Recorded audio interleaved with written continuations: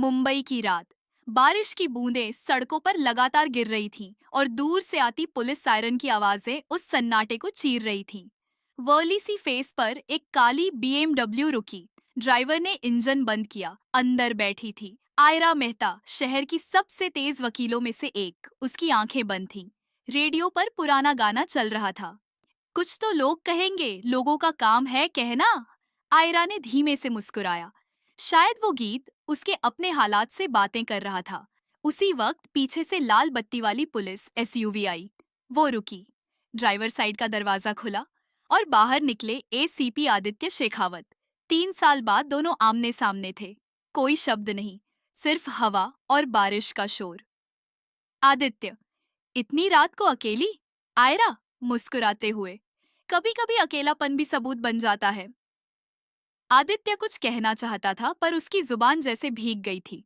वो सिर्फ इतना बोला, कल कोर्ट में मिलते हैं, और चला गया।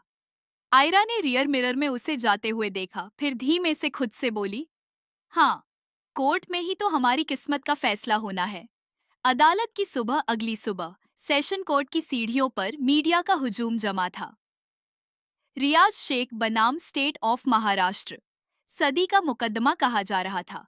रियाज शेख अरबों की संपत्ति वाला बिजनेसमैन, जिस पर इल्जाम था मानव तस्करी, मनी लॉन्ड्रिंग और 2 रहस्यमयी हत्याएं। बचाव पक्ष की वकील आयरा मेहता, मुख्य जांच अधिकारी और सरकारी गवाह एसीपी आदित्य शेखावत। जब दोनों कोर्ट में आमने सामने आए, पूरा हॉल जैसे सांस रोककर देखने लगा।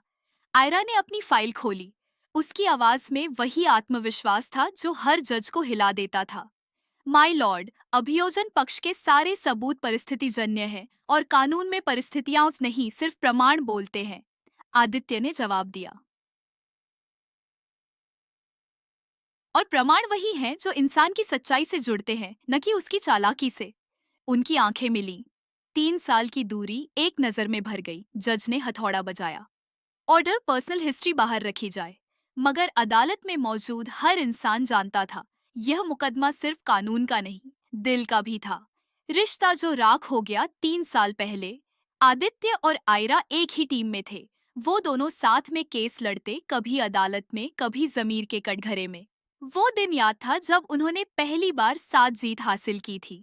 एक निर्दोष मजदूर को फंसाने वाले मंत्री को सजा दिलाई थी। उस शाम कोर्ट के बाहर आदित्य ने कहा था, तुम्हें पता है आयरा, तुम्हारी बहस में गुस्सा नहीं, जुनून बोलता है। आयरा ने मुस्कुराकर कहा, और तुम्हारी आंखों में पुलिस नहीं, इंसान दिखता है। वो वक्त बस वहीं ठहर गया था। पर फिर एक एनकाउंटर हुआ। एक अपराधी, आरिफ मलिक, जिसे आदित्य ने गोली मारी। मामला कोर्ट में पहुंचा। मीडिया ने कहा फेक एनकाउंटर, और बचाव पक्ष की वकील बनी आयरा मेहता। वो आदित्य की सच्चाई जानती थी पर सबूत उसके खिलाफ थे। उसने कानून चुना, प्यार नहीं। आदित्य जेल गया, बाद में निर्दोष साबित हुआ, पर उनके बीच का रिश्ता राख बन गया। कहानी यहाँ से और गहराई लेगी। अगले भाग में शुरू होगा सौदे का खेल, जहाँ आयरा के सामने आएगा वो ऑफर जो उसकी जिंदगी पलट देगा, और आदित्य को पता चलेगा कि अब सच को भी चुप रहने की कीमत चुकानी पड़ती है। रात के 2 बजे थे। आयरा अपने सी फेस वाले अपार्टमेंट की बालकनी में बैठी थी। बारिश थम चुकी थी पर हवा में अब भी नमी थी, जैसे किसी गहरी साजिश की गंध हो। फोन की स्क्रीन चमकी। Private number. उसने रिसीव किया। मिस मेहता, कौन बोल रहा है? शेख साहब। आयरा चौंकी। रियाज शेख? हाँ, वही जिसके केस की वजह से पूरी मुंबई में तूफान है। और तुम, मेरी आखिरी उम्मीद। मैं जो कहूंगा वो कर दो, तुम्हें तुम्हारी जिंदगी की सबसे बड़ी डील दूंगा। आयरा ने हल्की हंसी से पूछा, कौन सा सौदा है ये? एक खामोश सौदा। मतलब? तुम सिर्फ केस नहीं लड़ोगी, मुझे बचाओगी। लाइन कट गई। आयरा की सांसें तेज थीं। वो जानती थी, अब मामला कानून का नहीं, जमीर का था। शेखर की बेटी अगली शाम आयरा को एक गुप्त लोकेशन पर बुलाया गया। जुहू के एक पुराने बंगले में काले सूट पहने बॉडीगार्ड्स ने उसे अंदर पहुंचाया। वहां बैठा था रियाज शेख, सफेद दाढ़ी, सोने की अंगूठियां और आंखों में ठंडक। लेकिन उसके पास बैठी एक लड़की ने आयरा को रोक दिया। जन्नत शेख, रियाज की बेटी। उसकी आंखों में दर्द था, और बगावत भी। जन्नत, आपको बुलाया है मेरे अब्बू ने, लेकिन सौदा मेरा है। आयरा, मतलब? अब्बू चाहते हैं कि आप उनका केस जीते और बदले में जो चाहें वो देंगे, लेकिन अगर आपने मना किया तो कोई और आपकी खामोशी खरीद लेगा। आयरा हैरान थी। वो लड़की उसे देख रही थी, जैसे उसके अंदर झांक रही हो। जन्नत धीरे से, कभी कभी इंसाफ की कीमत भी लगती है मिस मेहता। सवाल ये है, आप बिकेंगी या लड़ेगी? आयरा ने जवाब नहीं दिया, बस उठी और चली गई। लेकिन उस रात वो सवाल बार बार गूंजता रहा। क्या हर सच्चाई की कोई कीमत होती है? आदित्य की वापसी दूसरे दिन पुलिस हेडक्वार्टर में हलचल मच गई। एसीपी आदित्य शेखावत को फिर से केस की कमान दी गई थी। वो उसी केस की जिसमें सामने था उसका पुराना प्यार, आयरा। कमरे में सन्नाटा था। आदित्य ने फाइल खोली। स्टेट वर्सेस रियाज शेख, उसने धीरे से कहा। इस बार सिर्फ केस नहीं, हिसाब पूरा होगा।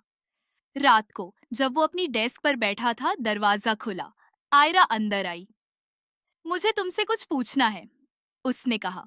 आदित्य ने मुस्कुराकर कहा, फिर से कोर्ट में मिलेंगे? नहीं, इस बार शायद जिंदगी के कटघरे में। दोनों खामोश हो गए। वो खामोशी जो कभी प्यार थी, अब सौदे का आगाज बन चुकी थी। सबूत जो बोलता नहीं, आयरा रात भर जागती रही। रियाज शेख के केस की फाइलें उसके टेबल पर बिखरी थीं। बैंक ट्रांजैक्शन, ईमेल और कुछ पुराने रिकॉर्ड्स। लेकिन एक फाइल ऐसी थी जिस पर लिखा था, ताम्भी पाकी कॉन्फिडेंशियल प्रॉपर्टी ट्रांसफर 2019। जब उसने फाइल खोली, उसके अंदर एक नाम देखकर उसका दिल धड़क उठा। एसीपी आदित्य शेखावत। उसके नाम पर एक प्रॉपर्टी ट्रांसफर हुई थी, रियाज शेख के सिग्नेचर से। आयरा ने खुद से कहा, ये कैसे हो सकता है? आदित्य रिश्वत नहीं ले सकता। लेकिन दस्तखत असली थे। सभी दस्तावेजों में वही डिजिटल सिग्नेचर, वही तारीख है। सबूत इतने साफ थे कि जैसे उन्हें जानबूझकर रखा गया हो। वो सोच में डूबी थी कि दरवाजे पर दस्तक हुई। कुरियर बॉय एक बंद लिफाफा देकर चला गया। लिफाफे में सिर्फ एक लाइन लिखी थी, सच को बचाने की कीमत कभी कभी झूठ होती है। नीचे साइन था, जन्नत शेख। अदालत में आग। अगले दिन कोर्ट में सुनवाई थी। जज, मीडिया, रिपोर्टर्स, सबकी नजरें सिर्फ दो लोगों पर थीं। आयरा ने सबूत पेश किए। माय लॉर्ड, हमारे पास दस्तावेज हैं जो साबित करते हैं कि एसीपी आदित्य शेखावत ने आरोपी से निजी लेन देन किया। पूरा हॉल सन्न रह गया। आदित्य के चेहरे पर एक अजीब सी शांति थी। जज ने पूछा, एसीपी, क्या ये सही है? आदित्य ने धीमे से कहा, हाँ, दस्तखत मेरे हैं, लेकिन सौदा मेरा नहीं था। जज चौंका। मतलब? वो प्रॉपर्टी मैंने नहीं ली, किसी ने मेरा नाम इस्तेमाल किया ताकि मैं दोषी दिखूं, और मुझे पता है वो कौन था। सारी नजरों में एक ही सवाल था, कौन? पर आदित्य ने सिर्फ इतना कहा, वक्त आने पर बताऊंगा। आयरा की आंखों में आंसू थे। वो जानती थी, अगर आदित्य सच कह रहा है तो वो अनजाने में अपने ही प्यार के खिलाफ गवाही दे रही थी। जन्नत की जंग। उस रात आयरा ने जन्नत से मिलने का फैसला किया। वो उसी बंगले में पहुंची जहां कुछ दिन पहले सौदा शुरू हुआ था। बाहर सुरक्षा खड़ी थी, पर जन्नत ने खुद दरवाजा खोला। उसकी आंखें लाल थीं, जैसे वो खुद से ही लड़ रही हो। तुम्हारा पत्र मिला, आयरा ने कहा। तुम सच जानती हो ना? जन्नत ने हौले से सिर हिलाया। हाँ, मेरे अब्बू ने सबूत फर्जी बनाए थे। वो एसीपी को फंसाना चाहते थे क्योंकि उसने हमारे पोर्ट से ह्यूमन ट्रैफिकिंग पकड़ी थी। आयरा ने एक कदम आगे बढ़ाया। तो आप बोल दो ये सब कोर्ट में। जन्नत मुस्कुराई। काश ऐसा कर पाती, पर अगर मैंने बोला तो वो मेरी माँ को मार देंगे। खामोशी। बाहर बारिश शुरू हो चुकी थी। आयरा ने उसका हाथ पकड़ा। अगर तू सच बोलेगी तो मैं तेरी माँ को बचाऊंगी। जन्नत ने पहली बार आयरा की आंखों में देखा और कहा, आय, फिर ये सौदा मैं नहीं, तुमने जीत लिया। रात जो सब सुन रही थी, शहर की सड़कों पर हल्की बारिश पड़ रही थी, पर अदालत परिसर के बाहर माहौल गर्म था। मीडिया चीख रही थी, क्या एसीपी शेखावत दोषी है? क्या वकील आयरा मेहता ने उन्हें फंसाया?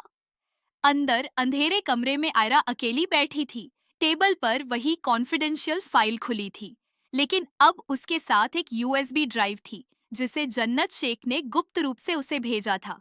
वो ड्राइव लगाती है, स्क्रीन पर वीडियो खुलता है। धुंधली सीसीटीवी फुटेज में दिखता है, रियाज शेख अपने वकीलों से कह रहा है, आदित्य को सबक सिखाओ, उसके नाम पर ट्रांसफर कर दो, उसे बदनाम कर दो।